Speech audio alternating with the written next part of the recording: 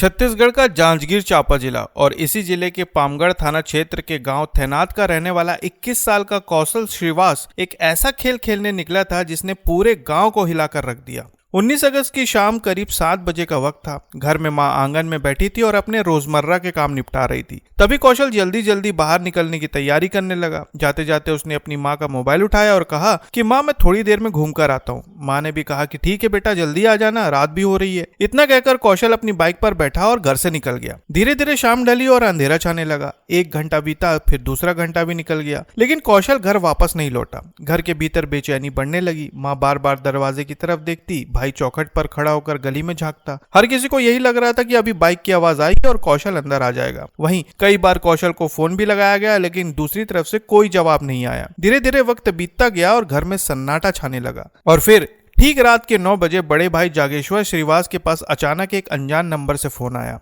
Phone उठाते ही दूसरी तरफ से आवाज आई कि आपके छोटे भाई की बाइक, उसके जूते और मोबाइल शिवनाथ नदी के पैसर घाट पर पड़े हैं। ये सुनते ही जागेश्वर के पैरों तले जमीन खिसक गई। उसकी आवाज कांपने लगी और हाथ में रखा मोबाइल धीरे धीरे गिरते गिरते बचा। उसने तुरंत घर वालों को ये बात बताई तो पूरा परिवार घबरा गया और सब भागते हुए नदी किनारे पैसर घाट पहुंचे। नदी के किनारे का नजारा रोंगटे खड़े कर देने वाला था। सचमुच कौशल की बाइक वहीं पर खड़ी थी, उसके जूते और मोबाइल किनारे पर पड़े थे, लेकिन कौशल का कहीं कोई नामो निशान नहीं था। परिवार वाले जोर जोर से चिल्लाने लगे, कौशल कौशल, लेकिन उसका कुछ भी पता नहीं चला। माँ वहीं पर जमीन पर बैठ गई और जोर जोर से रोने लगी। भाई इधर उधर दौड़ता रहा, लेकिन चारों तरफ बस अंधेरा और सन्नाटा था। धीरे धीरे गांव के लोग भी वहां इकट्ठा होने लगे। हर कोई दबी आवाज में यही कह रहा था कि शायद कौशल नदी में डूब गया होगा। परिवार ने काफी देर तक तलाश की, लेकिन कुछ भी हाथ नहीं लगा और आखिरकार पिता तिलक राम श्रीवास थाने पहुंचे और अपने छोटे बेटे की गुमशुदगी की रिपोर्ट दर्ज करवाई। रिपोर्ट दर्ज होते ही पुलिस हरकत में आई। बिलासपुर से एसडीआरएफ और गोताखोरों की टीम मौके पर पहुंची। लगातार 4 दिनों तक नदी में सर्च ऑपरेशन चलाया गया। हर सुबह गोताखोर पानी में उतरते, घाट से लेकर बीच धार तक तलाश करते। परिवार तट पर खड़ा रहता, हर डुबकी पर उम्मीद बांधे कि शायद इस बार कुछ न कुछ मिल जाएगा, लेकिन हर बार जवाब मिलता नहीं, कुछ भी नहीं मिला। गांव में तरह तरह की बातें होने लगी। कोई कहता कौशल नदी में डूब गया, तो कोई कहता नहीं, किसी ने उसे शायद मार दिया होगा। सवाल बढ़ते जा रहे थे, लेकिन जवाब किसी के पास नहीं था। इसी बीच परिवार ने साइबर सेल को भी जांच में लगाया, क्योंकि उन्हें लगा कि शायद कोई पुरानी रंजिश का मामला हो सकता है। और फिर पुलिस ने कौशल के सोशल मीडिया अकाउंट्स खंगालने शुरू किए। हर मैसेज, हर एक्टिविटी को बारीकी से देखा गया और तभी अचानक एक ऐसा सुराग मिला जिसने सबको हैरान करके रख दिया। कौशल के इंस्टाग्राम अकाउंट से उसके एक दोस्त को मैसेज भेजा गया था, जिसमें लिखा था कि मैं ठीक हूँ। ये देखकर पुलिस भी दंग रह गई। जिस लड़के के बारे में सब यही सोच रहे थे कि शायद वो नदी में डूब गया है, असल में वो जिंदा था। इसके बाद 23 अगस्त को अचानक उसके भाई के पास एक अनजान नंबर से कॉल आया। फोन पर कौशल था।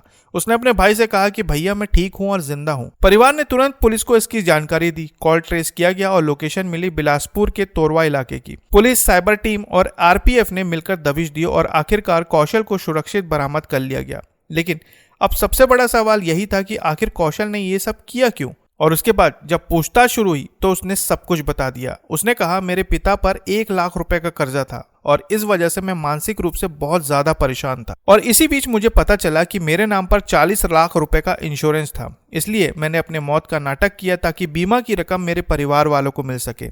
उसने पूरा प्लान भी कबूल किया। उसने बताया कि नदी किनारे बाइक, मोबाइल और जूते छोड़कर वो पैदल पामगढ़ गया, फिर बस से बिलासपुर पहुंचा। 20 अगस्त को ट्रेन पकड़कर दिल्ली से फरीदाबाद गया और स्टेशन पर ही रात बिताई। फिर 22 अगस्त को वापस लौटा, लेकिन 23 अगस्त को पुलिस के हाथों पकड़ा गया। उसने ये भी कहा कि ट्रेस से बचने के लिए उसने अपना मोबाइल स्टेशन पर ही फेंक दिया था। सोचिए कि एक 21 साल का नौजवान जिसने अपने ही परिवार को बीमा की रकम दिलाने के लिए अपनी मौत का नाटक रचा, लेकिन इस नाटक ने 4 दिन तक पूरे गाँव को सदमे में डाले रखा। माँ बाप, भाई बहन रोते रहे, पुलिस दिन रात तलाश करती रही और जब सच्चाई सामने आई तो हर कोई हैरान रह गया। अब सवाल यह है कि क्या किसी बेटी की मजबूरी इतनी बड़ी हो सकती है कि वो अपने परिवार को ही सदमे में डाल दे? क्या सिर्फ पैसों के लिए अपनी मौत का खेल खेलना सही था? आपका क्या मानना है? कमेंट बॉक्स में जरूर बताएं और नई खबरों के लिए चैनल को सब्सक्राइब करना ना भूलें। फिर मिलते हैं साथियों एक नई खबर के साथ, तब तक के लिए आपका बहुत बहुत धन्यवाद।